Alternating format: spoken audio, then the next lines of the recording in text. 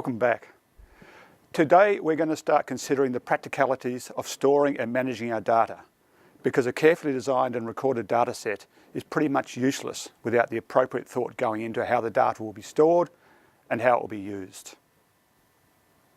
We've been talking a lot about data sets to date.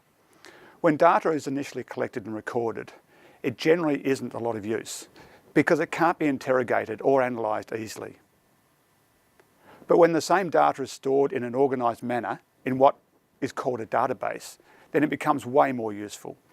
So let's have a look at what we mean by a database and what it can do.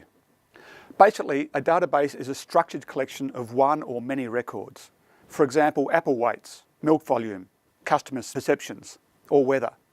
To be functional, a database must be set up in a way that we can add, remove, and update records, retrieve data that match certain criteria, cross-reference data in different tables, and perform complex, sometimes aggregate calculations.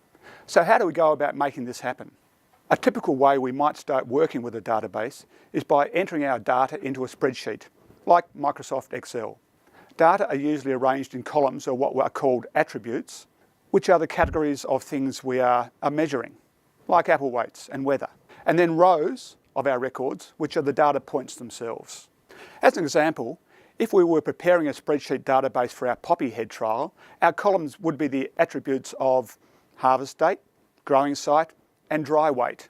And then in each row, we would record the data for each separate head: what date it was harvested, where it was grown, and what it weighed. Now, of course, this is a simplified version, just to provide an illustration of how the spreadsheet could be set out. And I know you'll be doing some more hands-on work with data sets and Excel as you work through this unit. When gathering data such as this, one of my compulsions is to collect data against as many attributes as possible. Now, they won't all be useful, but I found that by collecting the data up front, then you have the choice to look at it later. And it can be surprising how data that is seemingly unimportant can end up yielding some fascinating insights.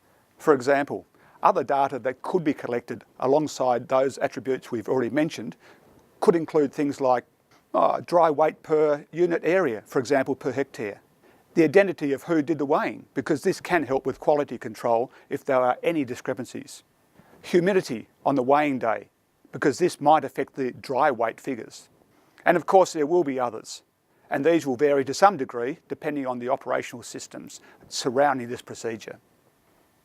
Now, once your data has been entered into the database, you are able to use the power of your software to interrogate the data, to extract as much useful information as possible from that data.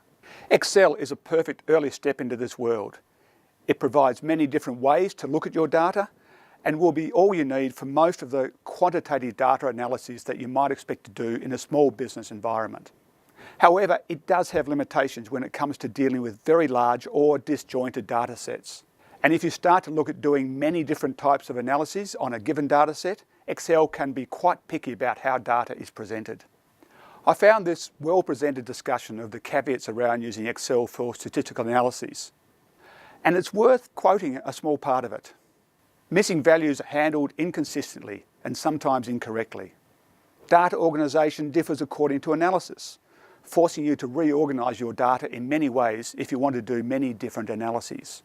Many analyses can only be done on one column at a time, make it inconvenient to do the same analysis on many columns. Output is poorly organised, sometimes inadequately labelled, and there is no record of how an analysis was accomplished.